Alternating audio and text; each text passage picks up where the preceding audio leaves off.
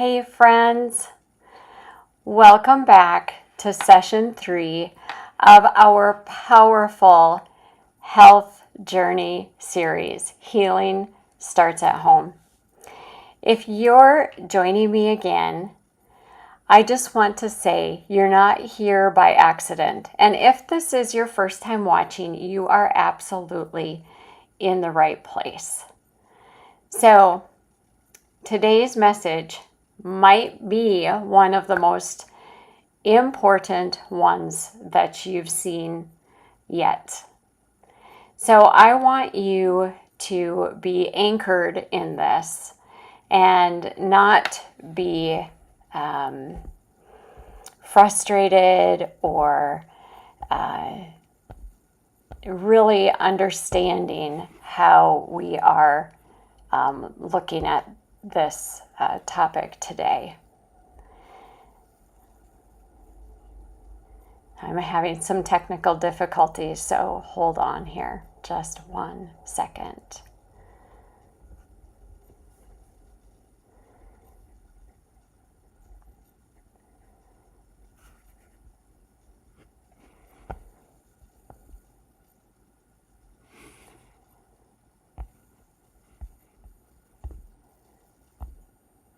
All right, let's get started. All right.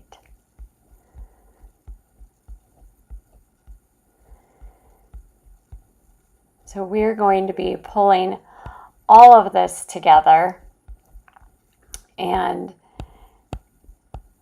we are going to be recapping everything we've been putting together through session 1 and session 2. So if you saw the first 2 sessions, great. And if you didn't, please go back and take a look at all of that. All right. So we're going to be talking about discerning your health decisions with peace and aligning your choices with God's design today. All right. So grab your paper and your pen or pencil because you are going to want to take some notes. We're going to talk through a 4-filter strategy today. All right. But I want to tell you just a quick little story about a client that came to me recently. We'll just call her Jenny for now. Of course, this is not her real name because of privacy. But she came into my practice a while back, and she had a list filled with supplements. Does that sound like any of you? I know I've been in her shoes before, for certain. I'm talking like 40 plus items. This was also me back in my 20s. She joined like every Facebook group. Do you ever find yourself joining groups or Googling on Dr. Google to find out what is going on with you? Do you join summits or challenges all the time? She'd ordered every cleanse, sometimes finished, sometimes didn't, and was completely exhausted.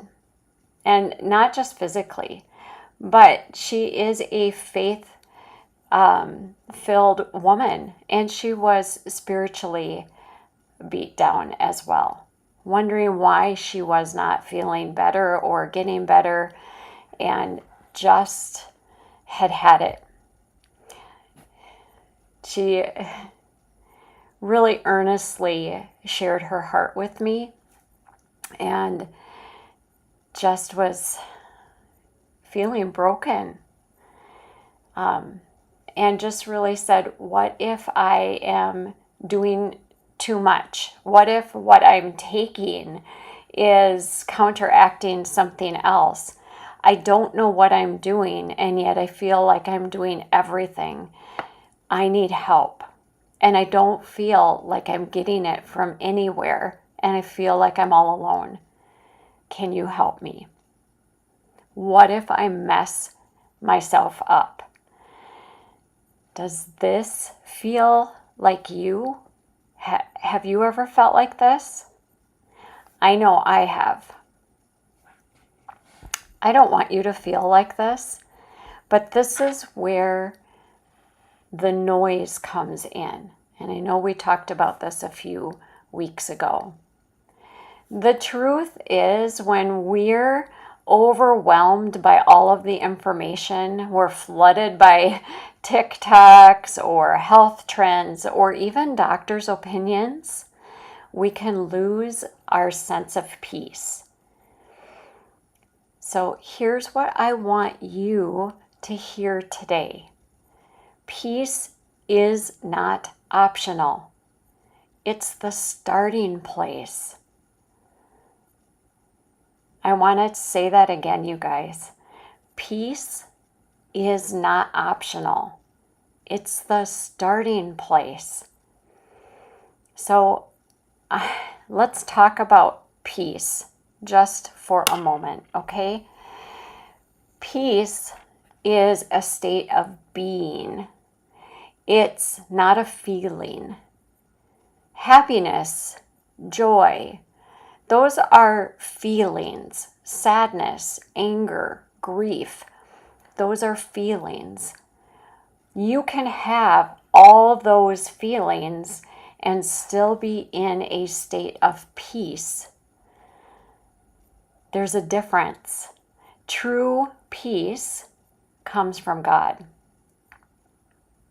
Fear, overwhelm, anxiety, depression, those are things that keep us frozen, keeps us from moving forward.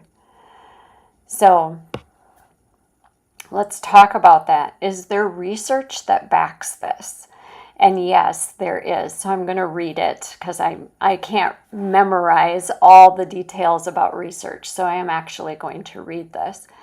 According to over 200 Cochrane-reviewed studies, decision-making improves dramatically when patients feel empowered, informed, and aligned with their core values. But guess what else those studies found? That spiritual grounding creates clearer, more satisfying health outcomes. You can find that on PubMed. These are documented research studies. So let's take a deeper look. Scripture tells us that God is not the author of confusion, but of peace. That's found in 1 Corinthians 14:33. And that means he's not in our panic. He's in it with us, but he's not the creator of it. He's not in the algorithm. He's not in the chaos. I should say he's not the creator of it. He's in it with us. He's holding us through it, but he's not the creator of it. So many people want to blame him for allowing it without addressing what's causing it. But he speaks to us through peace. In my practice, I am rolling out what I call the faith and function filter to help men and women make decisions that don't just look good on paper, but feel right in their spirit and align with your physiology as well. So this faith and function filter framework, let's walk through it. What does it look like? So this is what you might want to write down. Filter 1 is this evidence-based and aligned with my values. So that's the question you might want to be asking yourself. Don't just ask, does it work? Ask, does it work for me? And am I doing this because I believe in it or because I feel guilted into it? Filter 2 is, do I feel peace or pressured?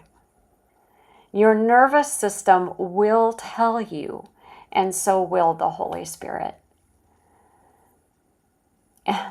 And here's a fun fact, and this is physiological.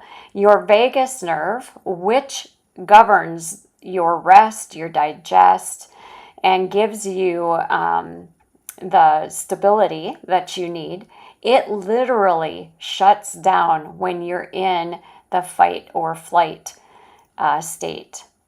That means panic-based choices often don't even absorb in the body the same way. I mean, you can't make rational decisions if you're in that fight and flight mode.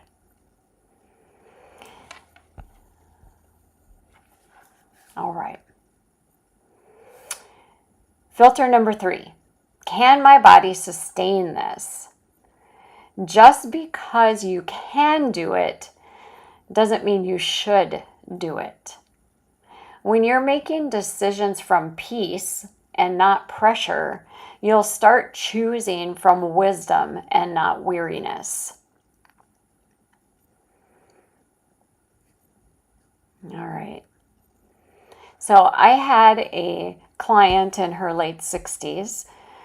We'll just call her Maria for now. She'd tried other protocols from other practitioners, and all with great reviews, right? But she was still bloated, still anxious. Her blood sugar was erratic. And once we slowed down and applied the faith and function filter, she was able to realize that her body wasn't crying out for yet one more detox. It was actually crying out for a rhythm in her life. It was crying out for calm, for a peace, for healing beginning with the noise stopping. Sometimes we need to back up what's happening and actually address the basics. Does that maybe sound like what you're going through? And maybe, just maybe, that's what you need to do. You've been scrambling for so long that you forgot even what got you to this point. You've been looking for all these answers in so many different places that you forgot what even started the ball rolling down the hill. And now it's become this huge snowball. It started out as something much smaller, but now it is ginormous and you don't know how to stop it. Does that sound like what you're experiencing? Sometimes we need to roll it back and start from a place of calm. So let's start by beginning with a rhythm. Here's some rhythms that perhaps you can incorporate. How about with a morning reset? Before I even get out of bed, I start with prayer. I start with breathing, prayer, and gratitude. I pray for those that are on my prayer list. I ask the Lord to bring any others to my mind that need prayer. And then first I give him gratitude every morning. At least 3 things, and there's always way more. And then I ask for gratitude, my prayer list, and then I ask if there's any others that he brings to my mind before I ever even get out of bed. And then getting some fresh air and sunlight. Making sure I smile at myself in the mirror when I brush my teeth, because you can't have a bad day. And I remind myself that I'm the one in charge of my emotions, my attitude, and my behavior during the day. Nobody else is in charge of how I respond to my day. So many of us want to blame others for our behavior, our attitude, our day, and that it's everybody else's fault. But if we start our day taking responsibility for our attitude, our actions, and our day, you can't help but have a better day. My saying is, you have to be like a duck. Some people don't know what that means, but ducks are water repellent. That's why they can go under the water and come up, and the water beads off of their feathers. We need to be like a duck. The way God intended and created ducks is so that the water doesn't keep them wet. You know if a duck is ill because the water will wet their feathers and they stay cold and damp. And eventually that will kill them. But the healthy ducks, their feathers are water repellent. We need to be like a duck and let things roll off of us. And if we're having a hard time doing that, we need to take those issues to the cross. Then midday, let's do midday mindfulness. Stretch, walk, pray. In the evening, now I am not a good journaler, but if you like to write, journaling is extremely beneficial. Magnesium is beneficial in the evening. And again, gratitude.